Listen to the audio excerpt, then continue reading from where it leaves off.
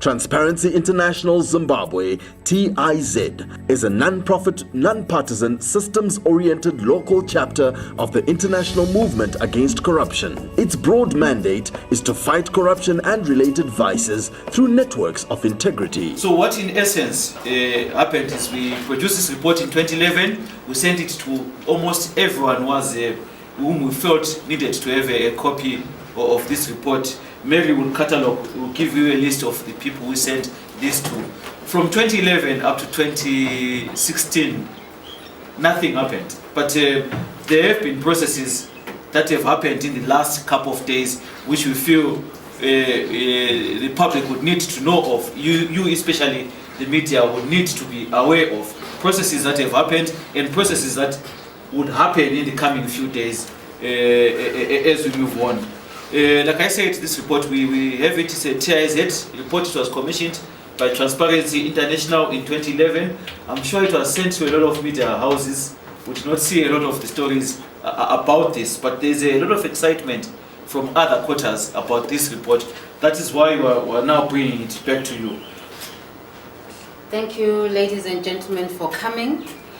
We feel this is a very important moment, and from our statement you will understand why we thought this is a critical moment in the life of our work and in the life of Zimbabwe on issues of public accountability in the public service especially.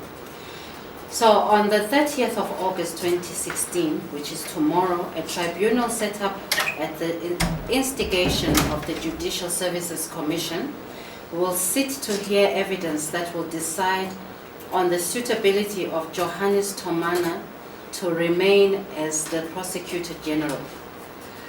The Judicial Services Commission is challenging Tomana's suitability on the basis that he is not fit and proper to hold office as Prosecutor General, citing, among other things, grounds of his refusal to allow private prosecution in the Munyaradzi Kereke raping a minor case, and denying mobile phone company Telecel the right to privately prosecute businesswoman Jane Mutasa.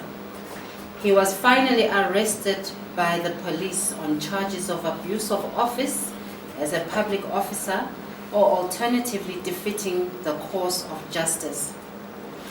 6 years ago, TIZ published a foundational evidence dossier whose analysis noted the controversy surrounding the appointment of Johannes Tomana as Attorney General.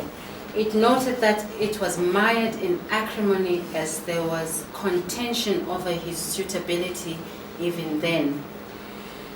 During his tenure as AG, which began in 2008, he was accused of being partisan in the manner he discharged his duties. TIZ compiled evidence that demonstrated clearly that as Attorney General, Tomana violated and abused the terms of his office to assist certain individuals, some of whom were his acquaintances, to escape criminal liability. The objective of the compilation was to compel the relevant authorities to conduct investigations with a view to determine the suitability of Mr. Tomana to remain in office. The dossier called on the relevant enforcement bodies to prosecute him should it be found that he indeed abused the powers of the office bestowed on him. The dossier went on to highlight that the 4 cases analyzed, that of Beauty Basile, Bright Matonga, Charles Nerera, and Patrick Mavros, were not exhaustive, but were chosen because they were already in the public domain, therefore easy to access. It pointed out that there was plenty anecdotal evidence from police and prosecutors who, for obvious reasons, spoke on guaranteed anonymity. Consulted pointing to the rampant abuse of power by the AG's office on numerous other cases that were not in the public domain. This suggested that further forensic evidence needed to be conducted upon receipt of this dossier. But as the chairman has said, for 6 years there was silence and no acknowledgement of the dossier from all law and justice enforcement institutions. The report had been distributed and nothing came from them. The report was distributed to the Judicial Services Commission, the Law Society of Zimbabwe, the Zimbabwe Anti-Corruption Commission, the Portfolio Committee on Justice in Parliament, the Zimbabwe Republic Police, the Ministry of Justice, Legal and Parliamentary Affairs, the Attorney General's Office, the Office of the Prime Minister then, because that was during the GNU, and the Office of the President and Cabinet. So it was a great victory. It is a great victory for us today that finally and for the first time the authorities are living up to their statutory and constitutional mandates by pursuing the investigation of a prominent public official such as the former Attorney General, who is now the Prosecutor General, on alleged abuse of office. Whatever the outcome of this tribunal, this is a seminal case that not only vindicates the work of Transparency International Zimbabwe as an anti-corruption watchdog, but also will set precedents that says there are no sacred cows. Even the big fish, with all their political protection, networks and financial resources to circumvent justice, are subject to the rule of law. This is a test case that for once turns a spotlight on the public accountability and integrity required of public officials. It also spotlights the critical call for fairness and even-handedness in discharging justice. Whatever the outcome of this tribunal, TIZ's watchdog mandate is vindicated, and the demand for public accountability and transparency in the delivery of justice is fulfilled. The state is called upon not to end with the Tomana Tribunal, but to also investigate with the same transparency and accountability all corruption allegations, especially where they implicate high-profile individuals. Anecdotal evidence suggests that there is need to conduct investigations or further investigations. However, the culture in Zimbabwe has been that law enforcement has been selective in the issues it chooses to investigate. We call on law enforcement to take anecdotal evidence from the media and other legitimate sources seriously. We urge them to investigate corruption involving high-profile individuals and institutions transparently and accountably. The protests and demonstrations erupting in Harare and other parts of the country in the past few months are in part a direct outcry for the end of corruption, especially the kind perpetrated by prominent elite members of society who loot public resources, abuse their office, and circumvent justice with wanton impunity. Thank you. That's the end of our statement. Thank you. And thank you, Mary Jane. As outlined, this is our statement. I'm sure you'll get a copy, all of you, before you leave of that statement. So this is the position in terms of where this report is. There are a couple of processes that have taken place, which maybe would allude to through your question and answer. And there are a lot of processes as we go forward where the TIZ will be involved maybe in going to explain this process to a whole other institutions. It's something that we're noticing will be happening frequently as we move forward. I think I'll open this for questions. If you have questions on the report, and if you would want to get this, I'm sure I would get. Yes. We have enough copies. That we don't have. We have enough. just 8. 8 copies. Okay, fine. I think But it was if they're officially really institutionalized. burning to have it, we Yeah. can print some more. Yeah. Byron. Thank you very much. Those who don't know me, my name is Byron. Johannes Tomana. I am a freelance journalist. My question is, first of all, I want to begin by remarking that it took them 5 years or nearly 6 years to the government in that case to consider the TIZ dossier. And my question is TIZ going to be a witness in the tribunal? Interesting. I thought that was going to be the last question. I'm noticing it's the first question. Mary, you want to answer that? Actually, this is a process. I'm saying this report kickstarted a lot of processes, and one of them was that we're summoned to appear before JSC. Is it tomorrow? Mary, you want to add details? Mary will add details to that. Okay, so, well, since beginning of the year, we've had calls from the Judicial Services Commission to confirm that we authored this report. We said that we did, and of course, 6 years later, we'd even forgotten about it. We had to pull it out of the archives. And then gradually there were more calls. We had calls from the Herald to confirm the same thing. Yes, come on. My name is Robert, I'm a freelance journalist. I haven't gone through the report. Does your report have evidence of what you have summarized, the cases of Matonga and the rest? Does the evidence in that document?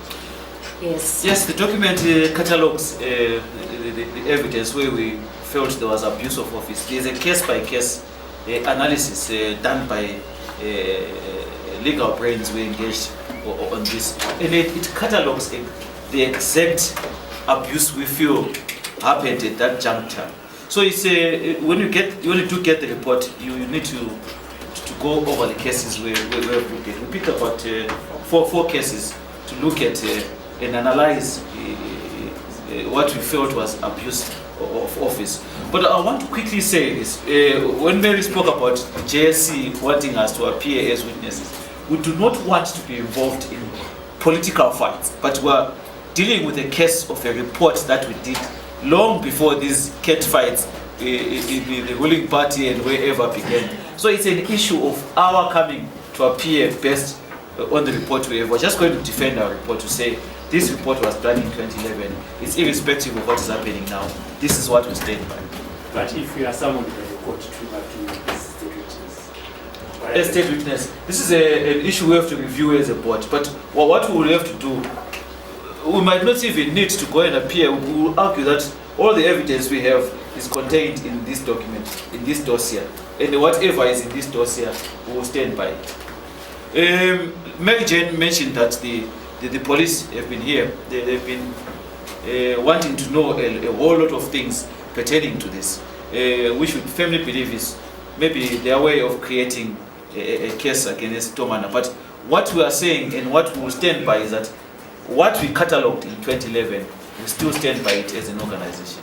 And this is what we called for investigations in 2011. If they are doing them now, it's fine. That's what we expected them to have done this in 2011. If they are fighting their own wars, it's their business. But what we want is we wanted this to be investigated, and it's exactly what they are doing. How about this? Does it mean you have other dossiers of other public officials, or you just We do. We actually, this is one thing that has been worrying us in terms of the media, not working with the TIZ in terms of accessing some of the reports that we produce. I'll give an example of when people talk about the 15 billion that is missing. We have a report which catalogues corruption in the extractive mineral sector, which you guys can access through the offices here. We have a dossier of a whole lot of individuals who were implicated in corruption scandals. It's up to you to find out from time to time what TIZ is working on. And some of these things might be given in confidence for you to pursue your own investigations into. One of them is this dossier, which has been there for the last 6 years. So maybe you need to take the initiative as TIZ to inform us of where they release. But the media is always invited every time we release. Maybe we'll speak briefly about some of the committees we have, departments we have within TIZ that deal with issues of corruption, that deal with the rudimentary issues that are reported from a basic level, the way they're taken over. The media can access those. You can come and find out what our committees, which are CLIM, ALAC, we have a lot of committees that deal with the different spheres of corruption. You can access the work that they are doing and report on that.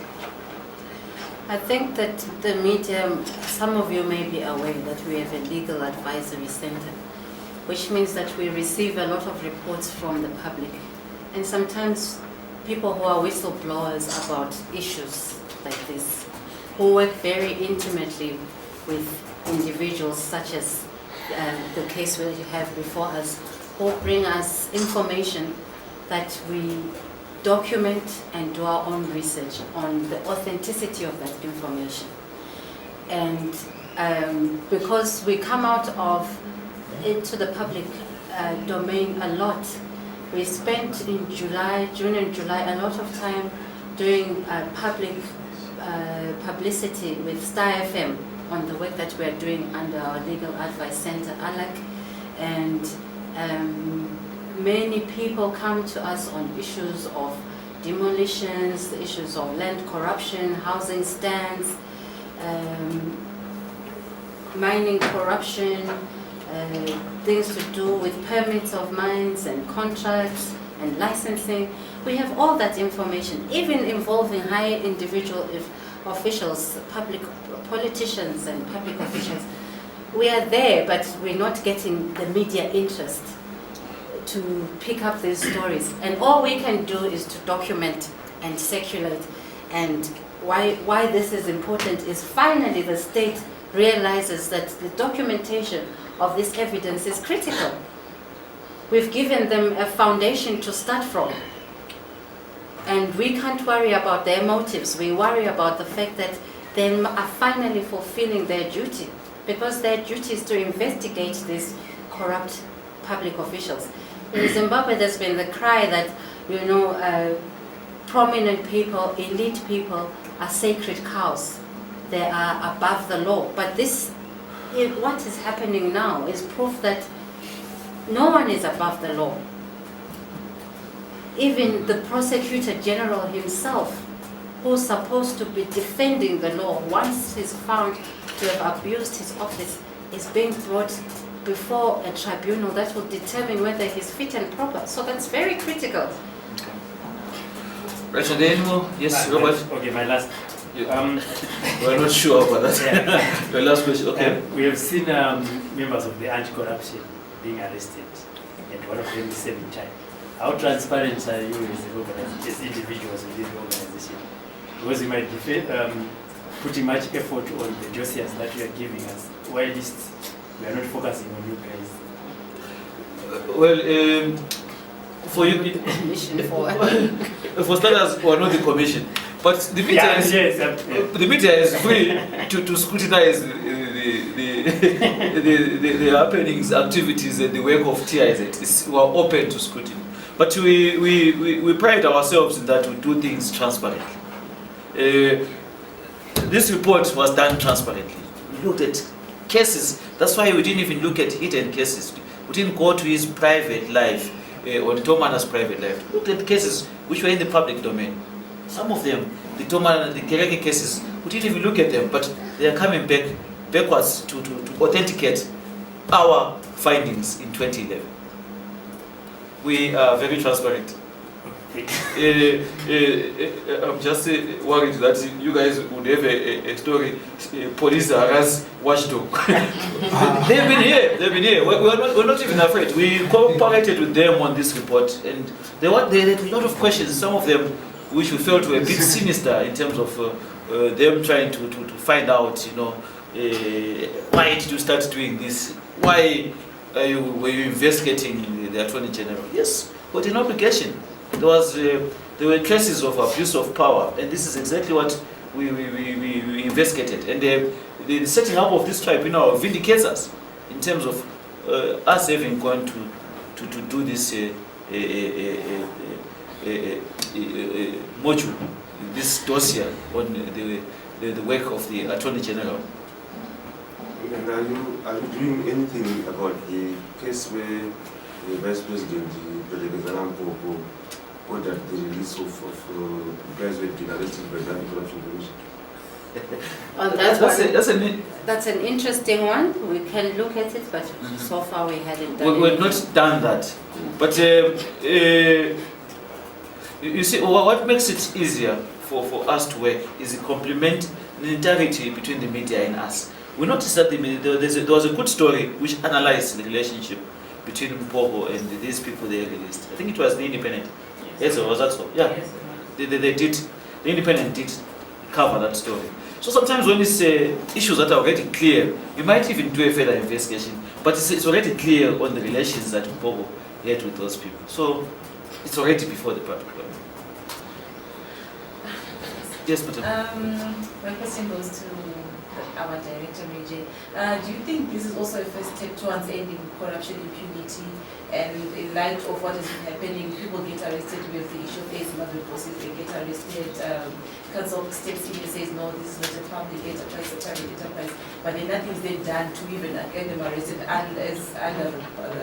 being a private company. So does this mean this is the genesis of ending corruption impunity? Well, we certainly hope so, which is why we're saying this is an important happening, an important event, because so far what we have been led to believe in Zimbabwe is that there are people who are untouchable, you know, but this is showing that everybody is subject to the laws of the nation. So let's see what happens. Whether this Tomana case vindicates him or incriminates him and he's found guilty or not guilty, I think it's a first step of the Judicial Services Commission, the state showing that anyone who abuses power or anyone who subverts the law must account. Public accountability, especially of public officials, is critical because that's what sets the bar for society. Society is looking at the integrity of these officers. And if they are contravening that law that they are supposed to uphold, how will we then hold everyone else to account? So the integrity of the Judicial Services Commission is also on the line in the way that they will handle this case. The integrity of the police is also on the line in the way that they handle this case. So they're all putting themselves on the spotlight because it will set a precedence that is important, that says, 1, that they are independent, 2, that they have integrity, and 3, that they are accountable to society, which is what is expected of them in the Constitution of Zimbabwe, which is what is expected of them in the instruments, the statutes that govern them. TIZ summoned by JS. I can see that headline. I can see that headline screaming. That's part of efforts to intimidate. No, it's not part of. We will appear before them, yes. As they want us to do, basically to give our evidence on this report. Are there any other questions?